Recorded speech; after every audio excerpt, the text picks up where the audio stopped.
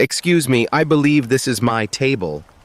Victoria Whitmore's head snapped up, her face twisted with disgust. Oh, you believe? She let out a harsh laugh. Honey, people like you don't get tables like this. You get in the back alley with the garbage bags. Her husband Bradford leaned back in the stolen chair. Are you deaf or just stupid? This is for investors, not whatever welfare check brought you here. Victoria grabbed the reserved placard, J. Carter, Horizon Capital Partners, and tossed it like a frisbee. Security! We have a situation. Somebody is pretending he belongs with civilized people. She turned to nearby tables, voice dripping with venom. Can you believe this? They'll let anyone walk in off the street now. Probably saw the valet parking and thought he could scam some rich people. The man stood perfectly still, his tailored navy suit, his calm eyes, his dignified silence. Phones came out, recording, laughing. Whispers rippled through the crowd. No one helped. What none of them knew, in 60 minutes, these two would be begging on their knees. 2 hours earlier, James Carter had stood in his corner office. Floor-to-ceiling windows framed the Hudson River. The afternoon sun painted gold across his desk. His assistant, Sarah, knocked. She held a garment bag. Your suit for tonight, Mr. Carter. Navy, like you requested. Low-key. James smiled. Perfect. I don't want to stand out. Sarah raised an eyebrow. You're the keynote sponsor. $2.5 million. You're supposed to stand out. The donation is for the kids, not for me. James checked his watch. What time does it start? 7. But your speech is at 8:30. Sarah hesitated. You know the Whitmores will be there, right? James nodded slowly. Bradford and Victoria Whitmore. Monday's meeting. They still haven't looked you up. I checked their assistant's calendar notes. They think they're meeting some Silicon Valley tech bro named J. Carter. Sarah shook her head. They have no idea what you look like. Good. James's voice was calm. Let's keep it that way. The Innovation for Tomorrow Gala was Manhattan's premier charity event. Every year, tech moguls and old money gather on a private rooftop. They wrote checks. They networked. They pretended to care about underprivileged kids getting STEM education. James actually cared. He'd grown up in South Side Chicago. His mother cleaned offices at night. His father drove a bus. James had learned to code in a cramped library with outdated computers. One scholarship changed everything. Now he ran Horizon Capital Partners. $340 million in assets. Investments in 52 startups. 31 of them were led by women or people of color. The industry called him the Quiet King. He didn't do magazine covers. He didn't post on social media. He let his results speak. Bradford Whitmore was different. Loud, flashy, inherited everything.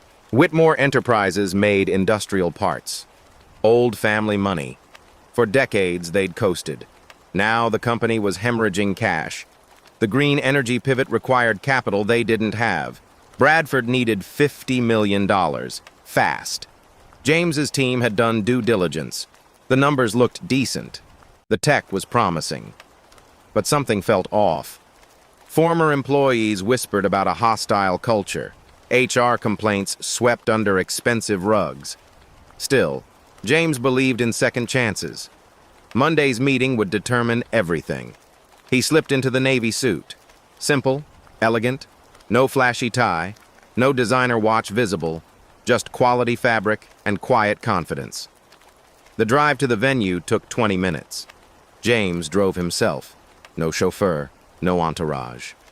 The Apex Club rose 60 stories above Midtown. Its rooftop terrace was legendary. Tonight, string lights wrapped around white columns. A jazz quartet played near the bar. Waiters in crisp white jackets carried champagne trays. James pulled up to valet parking. A young attendant jogged over. His smile faded when he saw James. Sir, are you with the catering company? James kept his voice even. No, I'm a guest. The attendant looked confused. Oh, okay. It's just the service vehicles usually go around back. I'm not in service. James handed over his keys. James Carter. I should be on the list. The attendant checked his tablet. His eyes widened. Oh my God, I'm so sorry, Mr. Carter. I mean... It's fine. James tipped him $20. Happens all the time. Inside, the coat check attendant made the same assumption. The kitchen staff entrance is downstairs, honey. James showed his invitation. The woman's face went red. The pattern continued. A security guard asked for his employee badge. A socialite asked if he was with the entertainment. An older gentleman assumed he was someone's driver. Each time, James corrected them politely. Each time, they stammered apologies. By the time he reached the main terrace, his jaw was tight, but his face remained calm. The space was breathtaking. Glass walls overlooked the glittering city. Crystal chandeliers hung from an illuminated ceiling. Round tables draped in white linen filled the floor. Near the stage, one table had a special placard, gold lettering on black cardstock. Reserved for J. Carter, Horizon Capital Partners, plus guests. The best table in the house, front row, 6 seats. James had arrived alone. He preferred it that way. He scanned the crowd, familiar faces, tech CEOs, venture capitalists, a few celebrities, everyone dressed to impress. Then he saw them. Bradford Whitmore, tall, silver hair, expensive suits that screamed old money. He stood near the bar, laughing too loud at his own jokes. Victoria Whitmore. Blonde hair in an elaborate updo, a dress that probably cost more than most people's monthly rent. Diamonds at her throat and wrists. They hadn't seen him yet. James took a breath. He straightened his jacket. He walked toward his table. That's when everything went wrong. James approached his table. The gold placard gleamed under the chandeliers. His name, his company, his seat. But Bradford and Victoria Whitmore had already claimed it. Victoria sat in the center chair, scrolling through her phone. Bradford stood beside her, sipping champagne. Their designer coats draped over 2 other chairs. James stopped 3 feet away. Excuse me, I believe this is my table. Victoria's head snapped up. Her eyes traveled from his face down to his shoes, then back up. Slowly, deliberately. Her lip curled. Your table? She laughed, sharp and cutting. Honey, people like you don't get tables like this. You get the back alley with the garbage bags. Bradford turned. His face hardened. Are you deaf or just stupid? This is for investors. Real money. Not whatever welfare check brought you here. James kept his voice level. I'm J. Carter, from Horizon Capital. This table is reserved under my name. J. Carter is our investor, Victoria snapped. We're meeting him Monday. You're not him. I can assure you... Stop. Bradford stepped forward, chest puffed. Stop embarrassing yourself. We know what J. Carter looks like. Silicon Valley type. Probably wearing jeans and a hoodie. You? He gestured dismissively. You're just some guy in a cheap suit trying to scam free food. James reached slowly into his jacket pocket. I have my invitation right here. Don't you dare reach for anything. Bradford's voice rose. Several heads turned. What are you pulling? Does everyone see this? He's reaching. A security guard noticed the commotion. He started walking over. Victoria grabbed the reserved placard from the table. She held it up like evidence. This says J. Carter, not whatever your name is. She tossed it toward an empty table behind her. The card fluttered to the floor. Ma'am, that's actually my... James began. Security! Victoria's voice cut across the terrace. We have a situation here. Somebody is pretending he belongs with civilized people. The guard arrived. Middle-aged, uncertain expression. What's the problem? This man, Victoria pointed at James like he was contaminated, is harassing us, claiming he's our investor. It's pathetic. Bradford nodded. We politely told him these seats are taken. He won't leave. Now he's reaching into his jacket. Who knows what he's got in there? The guard looked at James. Sir, do you have an invitation? Yes. James pulled out the embossed card. I'm James Carter, Horizon Capital Partners. This table is reserved for me. The guard studied the invitation. His brow furrowed. This looks legit. Of course it looks legit, Victoria said loudly. That's what makes it a good fake. You can print anything these days. She turned to the growing crowd of onlookers. Can you believe this? They'll let anyone walk in off the street now. Probably saw the valet parking and thought he could scam some rich people.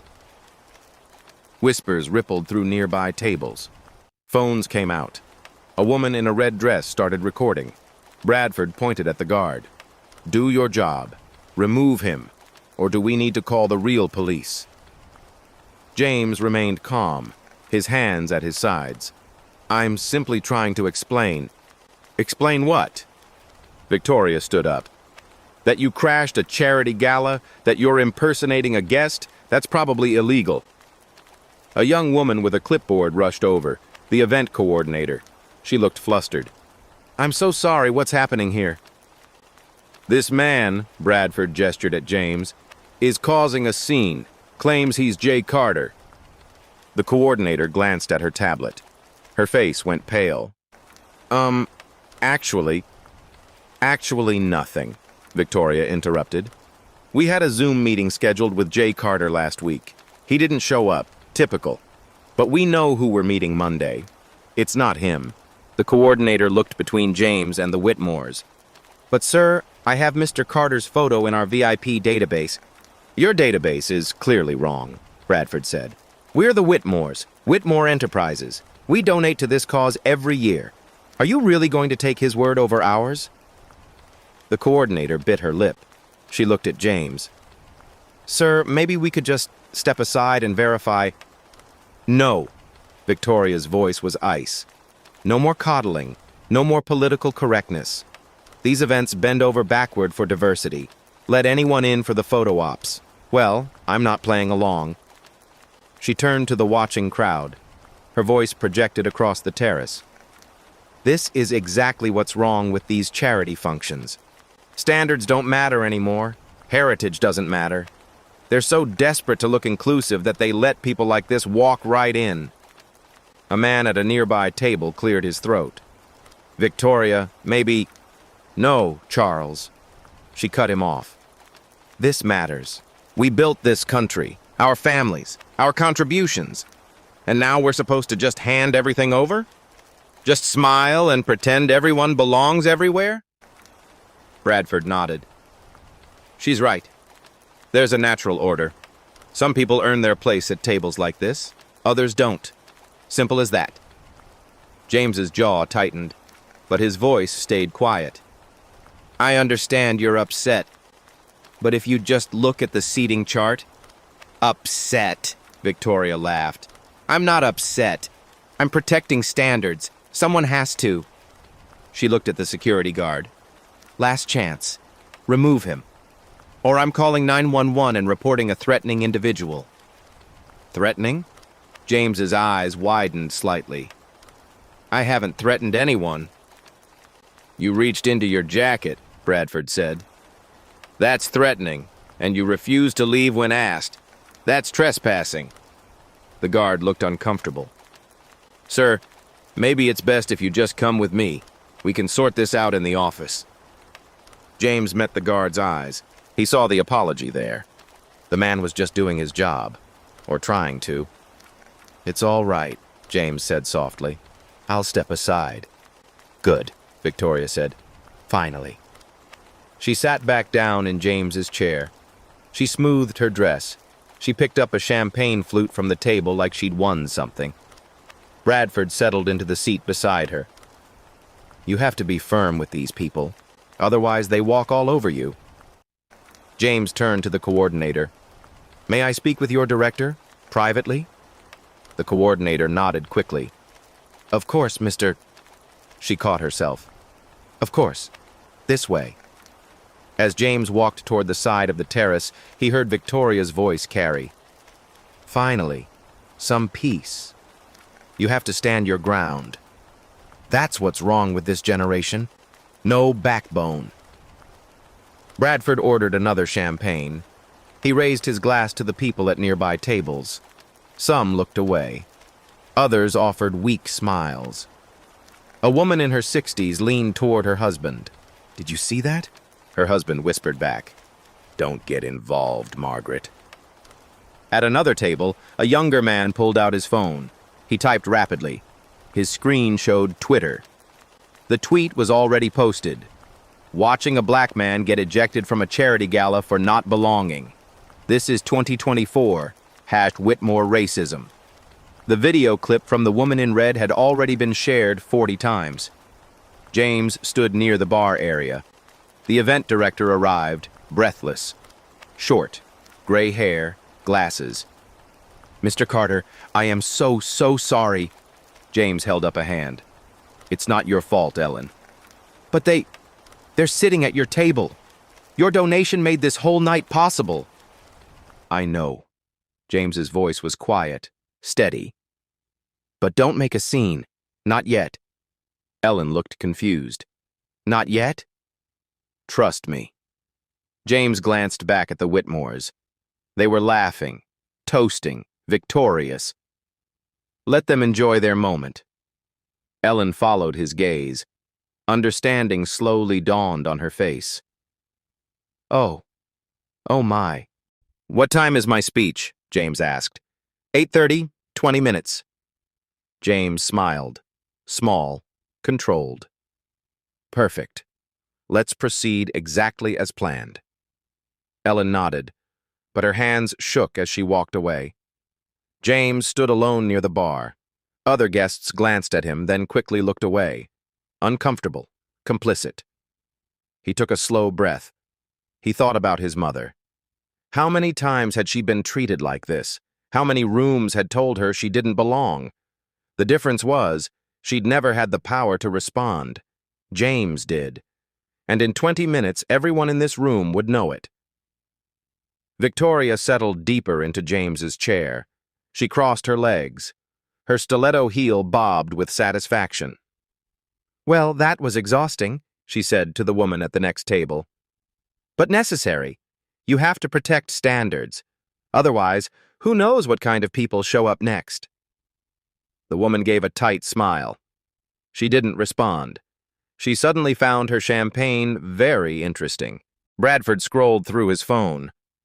Still nothing from Carter's office. These Silicon Valley types think they're so important. Make you wait. Make you beg. "When we finally meet him Monday," Victoria said, "you need to be firm.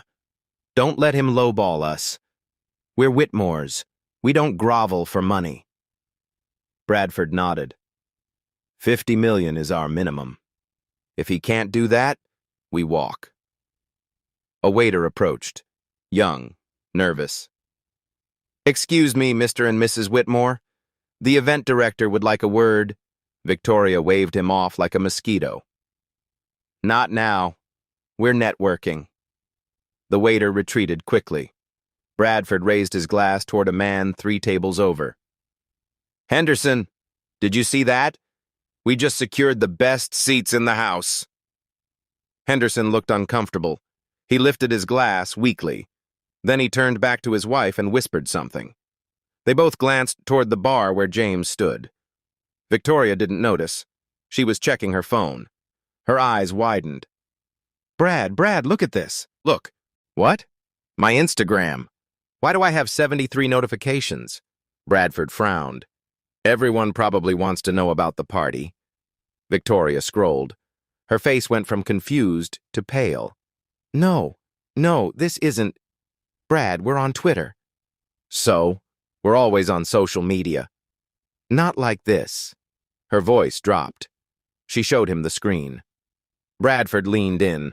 His expression changed. "What the hell?" The top tweet had been retweeted 400 times in 10 minutes. It showed a photo of them at the table. The caption read, "Rich white couple throws black man out of charity gala." Says he doesn't belong with civilized people. This is disgusting. Hashtag Whitmore racism. Charity gala. Below it, a video clip. 15 seconds. Victoria's voice crystal clear. People like you don't get tables like this. You get in the back alley with the garbage bags. The view count climbed as they watched. 8,000. 10,000. 12,000. Bradford's jaw clenched. Who recorded that? Does it matter? Victoria's hands shook. Brad, the comments. She scrolled. Her face went whiter with each line. Absolutely vile behavior. This is what racism looks like in expensive dresses. The audacity of these people. Hope they lose everything. Victoria looked around the terrace. She noticed for the first time how many phones were pointed in their direction, how many people whispered behind their hands. This is bad, she whispered. It's fine. Bradford's voice was tight. It'll blow over. These things always do. But his hand gripped his champagne glass too hard. His knuckles were white. At the bar, James checked his own phone. His CFO, Sarah, had texted, I'm watching the live stream. Twitter is blowing up. Do you want me to pull the donation? James typed back, No, the donation stays. It's for the kids, not me. Sarah responded immediately. What about the Whitmore meeting Monday? James paused. His fingers hovered over the screen. Then he typed, Pull their due diligence files. All of them. I want every HR complaint, every lawsuit, every whisper. Send it to my email in 1 hour. Already on it, Sarah replied. James, you could destroy them. I don't want to destroy anyone, James typed. I want the truth. He pocketed his phone. He looked across the terrace at the Whitmores. They were huddled together now, phones out, scrolling frantically. The jazz quartet finished a song. Polite applause rippled across the crowd. The event coordinator took the stage. She tapped the microphone. Ladies and gentlemen, thank you so much for being here tonight. The crowd quieted. We'll begin our program shortly, she continued. Her voice wavered slightly. Before we start, I want to remind everyone why we're here. This gala supports STEM education for underserved youth. Every dollar raised tonight changes a child's life. She paused. She glanced toward James, then toward the Whitmores. Tonight's program celebrates breaking barriers, creating opportunities, and judging people not by assumptions but by character and contribution. A few people in the crowd shifted uncomfortably. More glances toward the Whitmores' table. Victoria felt the stares. Why is everyone looking at us? Bradford's phone buzzed, then again, and again. It's my brother, and my mother, and why is the board chairman calling me? He stood up. I need to take this. He walked to the edge of the terrace. He pressed the phone to his ear. Hello? Yes, I saw it. It's being taken out of context. His face darkened. What do you mean the shareholders are asking questions? It's a 30-second clip. He listened. His shoulders sagged. I understand. Yes, I'll call you tomorrow. He hung up. He stared at his phone. Then he saw the emails. 6 new messages, all marked urgent. One from the company's lead attorney. We need to talk, immediately. One from their largest client. Saw the video. We're reviewing our partnership. One from a board member. Emergency meeting Monday morning before your investor pitch. Bradford walked back to the table. His face was gray. Victoria, we need to leave. What? Why? Just trust me. We need to go. Now. Victoria looked around. Every nearby table had gone quiet. People weren't even pretending not to stare anymore. No. Victoria lifted her chin. No. We're not running. We didn't do anything wrong. Victoria. That man was clearly lying. Obviously trying to scam people. We protected everyone here. They should be thanking us. A woman at the next table stood up abruptly. She grabbed her purse. Excuse me. she muttered. She moved to a different table across the room. Victoria watched her go. What's her problem? Bradford sat back down heavily.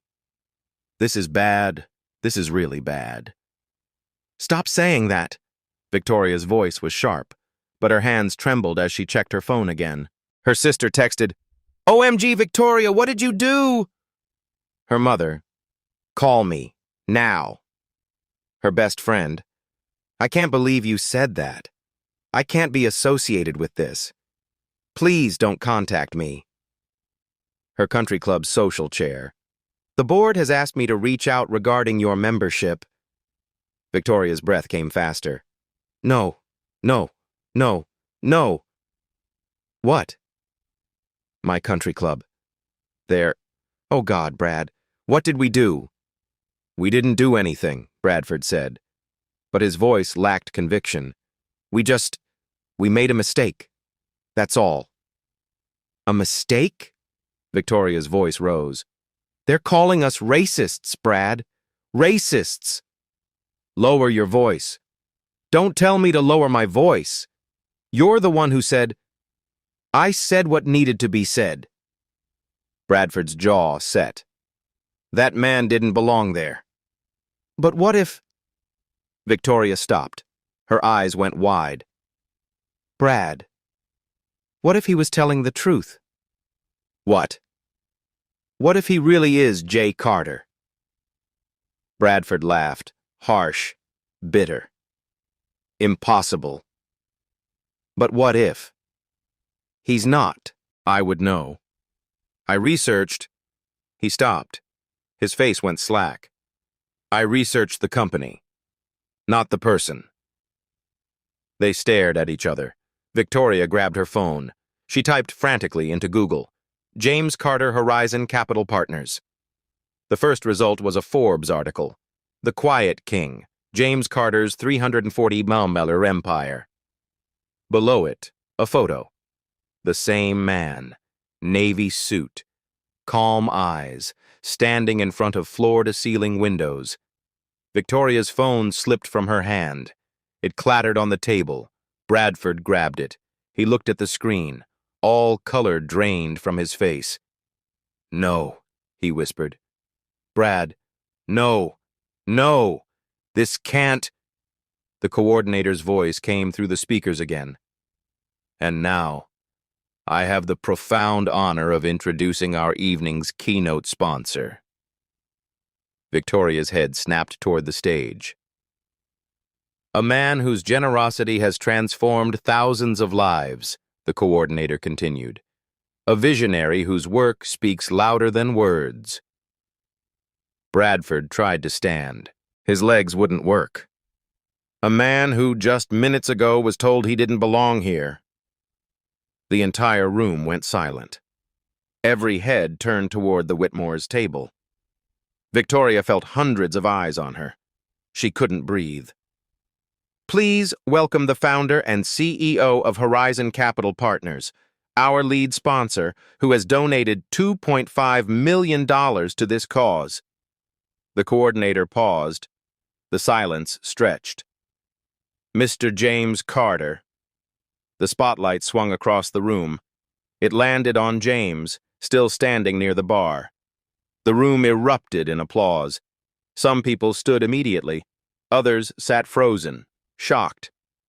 James walked calmly toward the stage. His steps were measured, confident, dignified.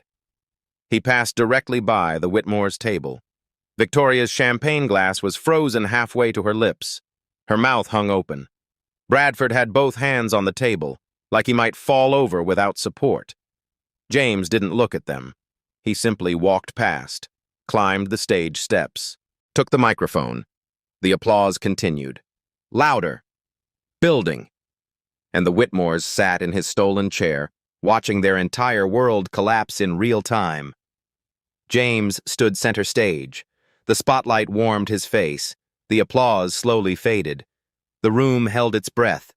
He smiled, gentle, calm, like nothing had happened. Thank you, Ellen, and thank you all for being here tonight. His voice was steady, clear. It carried effortlessly across the silent terrace. I want to address what happened earlier. He paused. Let the words settle. Because it matters. Because it's exactly why this cause exists. Every eye in the room was on him. Phones recorded from every angle. About 20 minutes ago, I approached my reserved table. James gestured toward where the Whitmores sat frozen. That table. Right there. Heads turned. The Whitmores shrank in their seats. I was told I didn't belong. Not because I lacked an invitation, not because I hadn't donated, but because of how I look. The silence deepened. Uncomfortable. Heavy. I was told to find my people in the kitchen. That people like me belong in back alleys with garbage bags. That I was probably here to scam rich people with a fake invitation. Victoria's face was ghost white. Tears welled in her eyes, but didn't fall. Bradford stared at his hands. His jaw clenched so tight it looked painful. The couple who said those things, James continued, his voice never rising, never hardening, is sitting at my table right now, in my seat. The entire room turned to look. Some people gasped, others shook their heads. And here's the interesting part. James's smile was slight, knowing.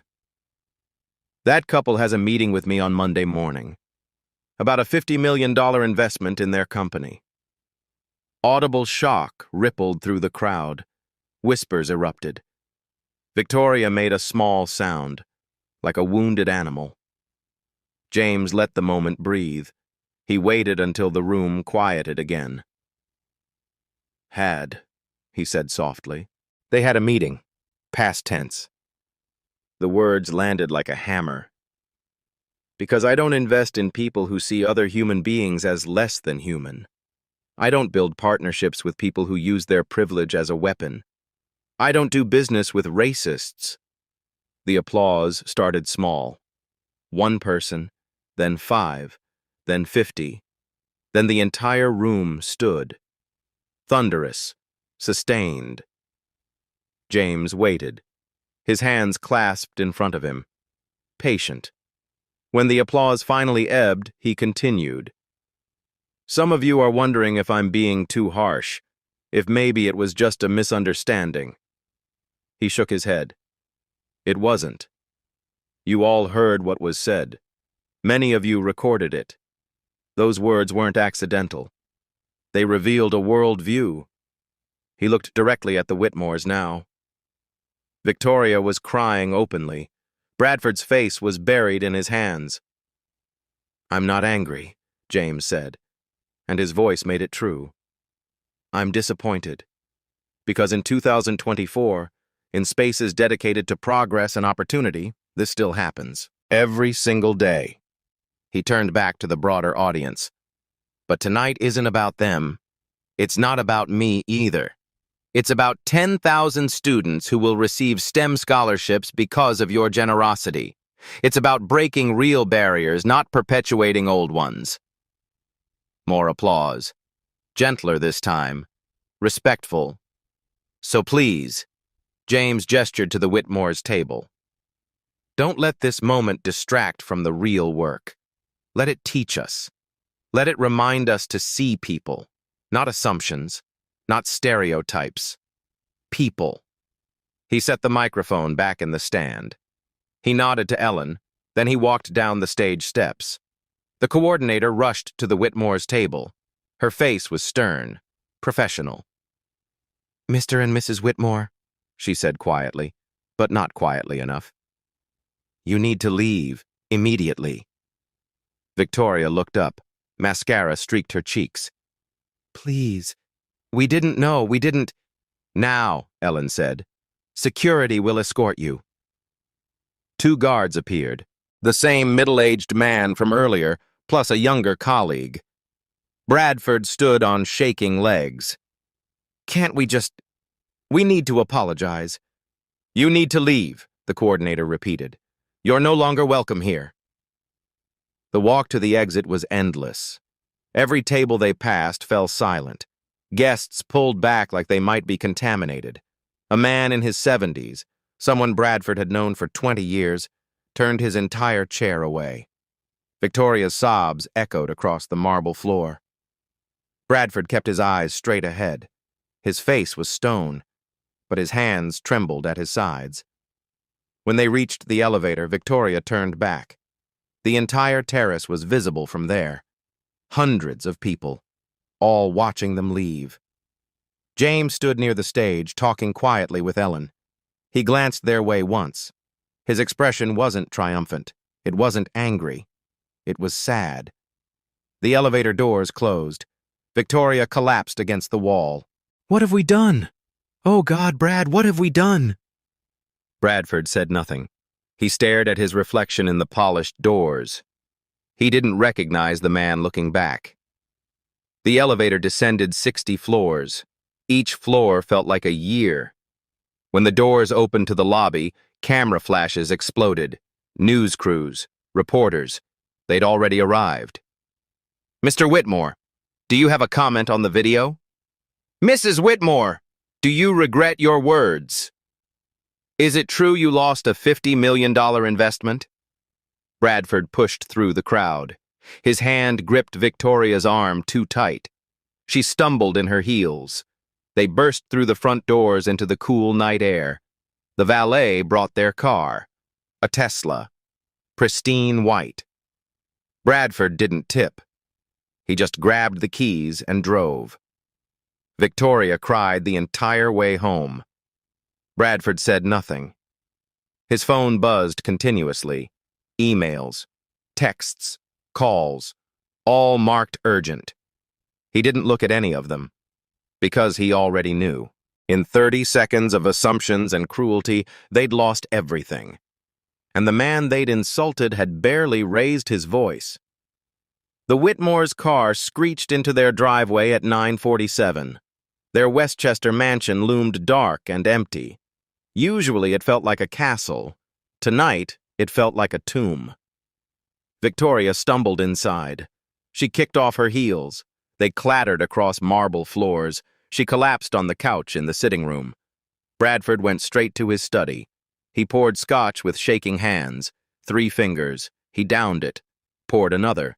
His phone had 93 unread messages. He opened the first email. From the company's head of legal. "Bradford, we need to discuss the video immediately. Shareholders are calling for emergency action. Several clients have expressed concerns. Call me tonight, no matter what time." The second email, from their largest manufacturing client. "We've reviewed the footage from tonight's event. Effective immediately, we're suspending our contract pending further review. We cannot be associated with this kind of behavior." That contract was worth $8 million annually. Bradford's hand tightened around his glass. Third email, from a board member. "I've known your family for 30 years. I'm ashamed. Emergency board meeting scheduled for Monday, 7 a.m. Your attendance is mandatory. Come prepared to explain yourself." Fourth email, from their bank. "In light of recent public events, we need to schedule a meeting to discuss your outstanding loan covenants and credit facilities." Bradford stopped reading. His vision blurred. In the sitting room, Victoria's phone wouldn't stop buzzing. She finally looked. Her mother. "Victoria Ann Whitmore, call me this instant. How could you embarrass this family?"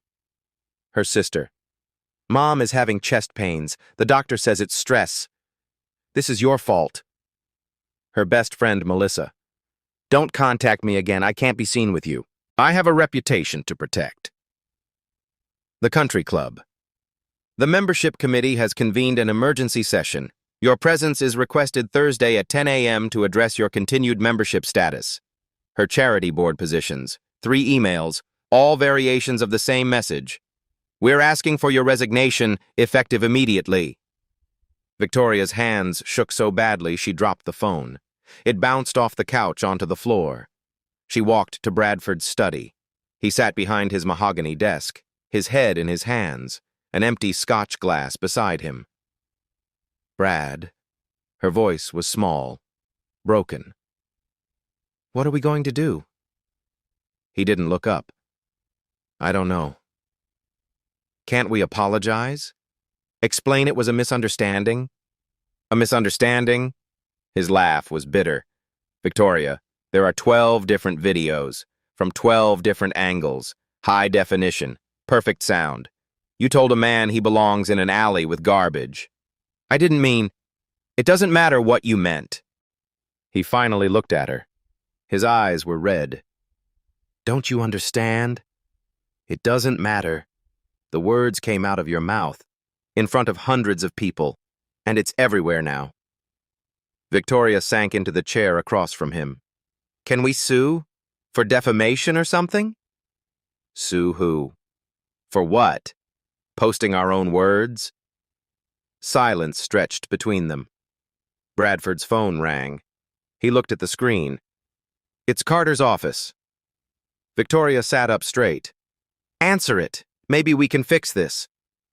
Bradford answered, put it on speaker. Hello? A woman's voice. Cold. Professional. Mr. Whitmore, this is Sarah Carter, CFO of Horizon Capital Partners. Ms. Carter, thank you for calling. We need to speak with Mr. Carter. To explain, Mr. Carter has no interest in speaking with you. Please, just 5 minutes. It was a terrible mistake, a misunderstanding. It was racism, Mr. Whitmore. Sarah's voice was ice. Documented, recorded, deliberate racism. And frankly, our due diligence has uncovered a pattern. Bradford's face went pale. What pattern? 7 former employees, all people of color, all with similar stories of discrimination and hostile treatment. Stories that were buried with NDAs and settlements. We found them. Victoria made a small whimpering sound. Your meeting Monday is canceled, Sarah continued. All discussions with Horizon Capital are terminated. We will not be investing in Whitmore Enterprises now or ever. Mr. Carter wanted me to tell you personally. Ms. Carter, please. One more thing.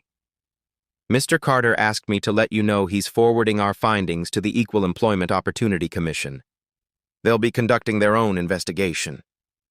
The line went dead. Bradford stared at the phone.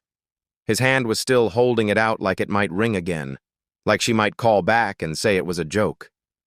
Victoria started crying again, loud, gasping sobs. Bradford set the phone down slowly. He looked at his wife.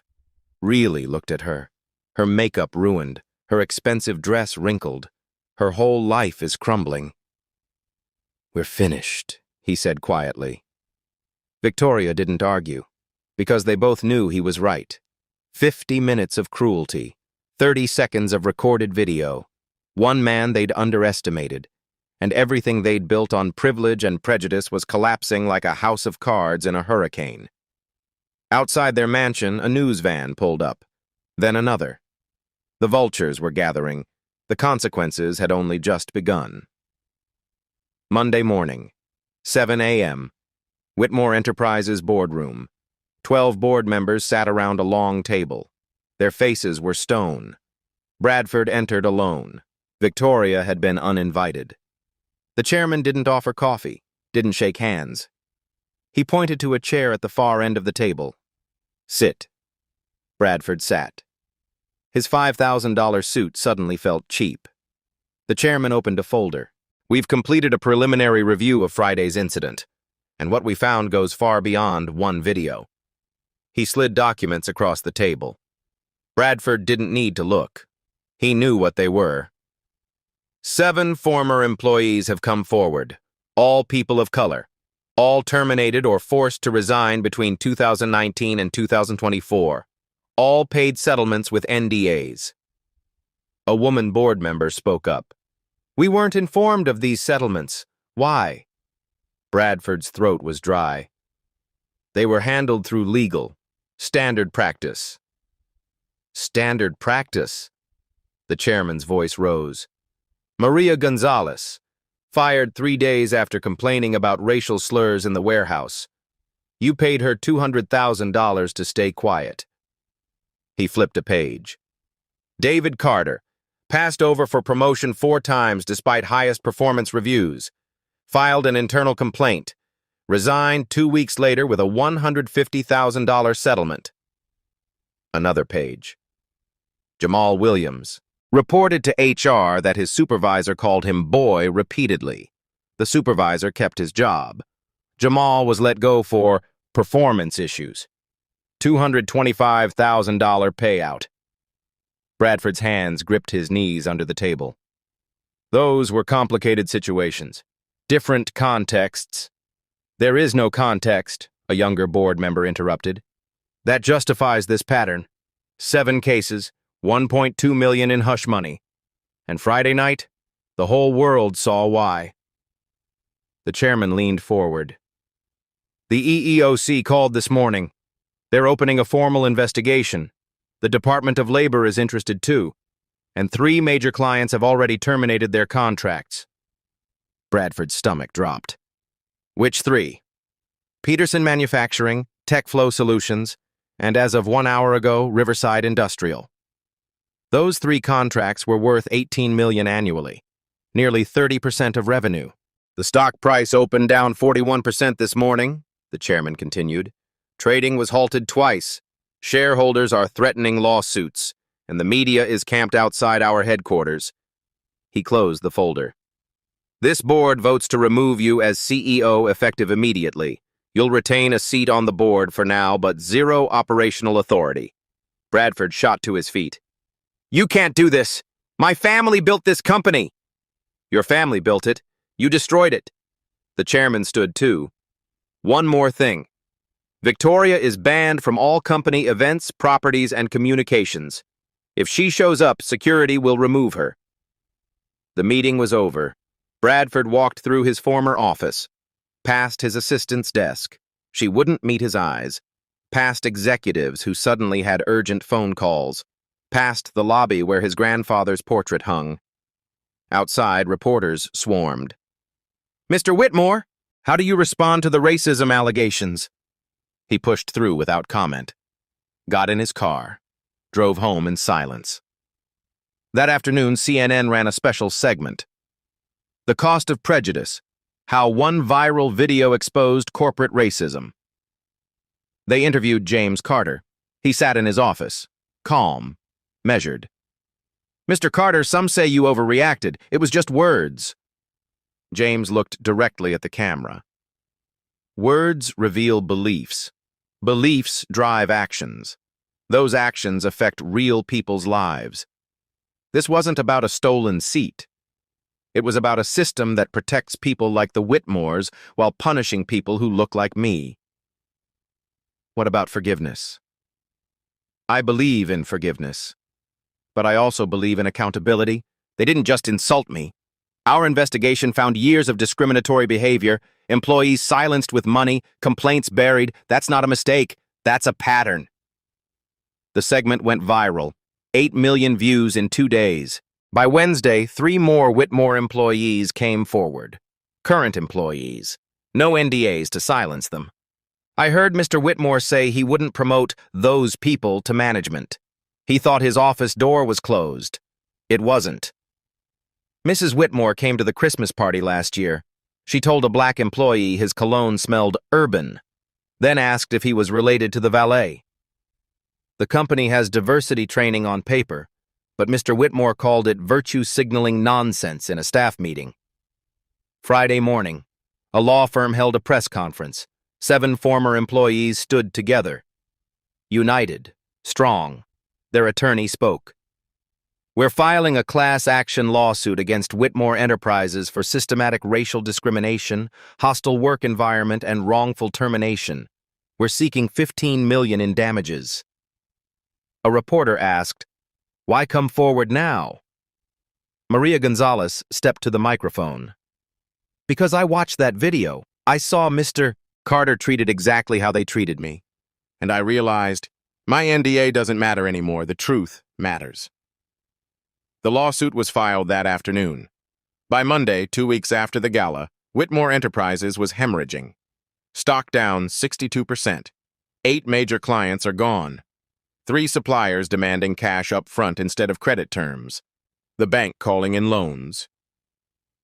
Bradford sat in a conference room with bankruptcy attorneys. You have two choices, the lead attorney said. Chapter 11, reorganization, or Chapter 7, liquidation. What's the difference? Chapter 11, you might save part of the company. Chapter 7, you sell everything and walk away. Bradford stared at the wall. His grandfather had started this company in 1952. 72 years, 3 generations, gone in 2 weeks. We'll file Chapter 11, he said quietly. At home, Victoria faced her own reckoning. Thursday morning, the country club, 10 a.m. She sat before a membership tribunal. 5 people she'd considered friends. They wouldn't look at her. Mrs. Whitmore, the club president said, your behavior at the charity gala violated our code of conduct, specifically our values of respect, dignity, and inclusion. Victoria's voice shook. I've apologized. I've donated to racial justice organizations. What more can I do? Your membership is revoked, effective immediately. Your resignation from all club committees is accepted. You have 48 hours to remove your personal items from your locker. Victoria stood. You're all hypocrites. Half of you have said worse at this club. Behind closed doors. I just got caught. The president's expression hardened. Then perhaps that's the lesson. Racism flourishes in silence. You brought it into the light, and now we all have to answer for it. Victoria left the club for the last time. She'd spent 15 years networking there, building her social calendar, establishing her status. It meant nothing now. That evening, James Carter gave a speech at Columbia University, Business School auditorium, packed with students. Some of you saw the video from the gala, he said. Some of you think I destroyed 2 people's lives. Silence. Here's what I actually think. I revealed what was already there. Racism existed long before I arrived at that table. My presence just made it visible. A student raised her hand. Do you regret how it turned out for them? James considered the question. I regret that it took public humiliation for accountability to happen. I regret that 7 employees suffered in silence because they had less power than I do. I regret that this story is remarkable instead of routine. He paused. But do I regret standing up? Do I regret pulling back the curtain? No, because silence protects abusers. Visibility protects victims. The auditorium erupted in applause. Outside, the Whitmores watched the live stream from their darkened living room. They'd lost the company. The mansion was in foreclosure. Their so-called friends had vanished. But watching James Carter speak with dignity and purpose, that was the real consequence. They'd had the chance to work with greatness, to learn from it, to be elevated by it. Instead, they'd chosen contempt. And contempt had taken everything. 6 months later, James Carter stood in his office. Same view, same skyline, different world. 2 teenagers sat across from him. Destiny from the Bronx, Marcus from Southside Chicago, both scholarship recipients. My mom cleans offices at night, Destiny said. She always told me education was the way out. This scholarship, it's everything. Marcus nodded. I want to build apps for our neighborhoods, better transit, job connections, real solutions. James smiled. You're why I do this. Not the investments, not the returns. You. We saw the video, Mr. Carter, Destiny said quietly. What they did to you. That night taught me something, James replied. Dignity isn't about how people treat you. It's about how you respond. Marcus asked, Did you forgive them? I believe in consequences. They chose cruelty. Now they're learning what that costs. James walked to the window. But I don't celebrate anyone's downfall. The truth was simple. Bradford Whitmore managed a hardware store now. Victoria worked as a dental receptionist. Two-bedroom apartment, bus routes, discount grocers, anonymous. The same invisibility they'd tried to impose on James. They're rebuilding, James said. Learning, or trying to. After the teenagers left, James returned to his desk. He opened a document. The Dignity Initiative, Systematic Change in Venture Capital. One viral video had changed 2 lives, but millions still faced invisible discrimination daily. Real change required systems, not just consequences. His phone buzzed. Sarah's text. New application for Second Chances program. Bradford Whitmore. James stared at the screen. He'd created the program for people rebuilding after mistakes, even people like Bradford. He typed back, review his application like anyone else's. If he's genuinely committed to change, consider it. Because consequences without redemption weren't justice, they were revenge. James looked at the photo on his desk. His mother, smiling in her church clothes. She died 2 years ago. Never saw his success. But she'd taught him everything. See the person, Jamie, she'd say. Not their job, not their money, the person. He'd been seen that night. Finally. Completely. Not by the Whitmores. By everyone watching. By teenagers like Destiny and Marcus. By people who'd been invisible their whole lives. That was the real reversal. Visibility versus invisibility. James opened Twitter, typed one final thought. 6 months ago, I was told I didn't belong. Today, I'm funding 200 students who've been told the same. Change doesn't start with viral videos. It starts with daily choices. See people, all people. Choose dignity. Every time. He hit post, then closed the app, turned off his phone, got back to work. Because revenge was momentary. Justice was built one choice at a time, one scholarship, one opportunity, one act of seeing someone society taught you to ignore. The Whitmores lost everything trying to make him invisible, and in doing so, they'd made him, and everyone like him, impossible to ignore. That was the real consequence, and the real hope. Final question for you.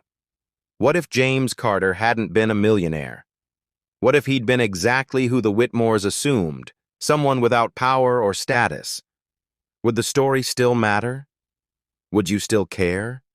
Think about it, because that's the person you'll meet tomorrow, on the bus, at the store, in line for coffee. The question isn't whether they're secretly powerful. The question is, will you see their humanity anyway? If this story made you think, share it. If you've ever been judged by appearance, comment below. Subscribe for more stories about justice, dignity, and real change, because change starts with us. All of us. Today.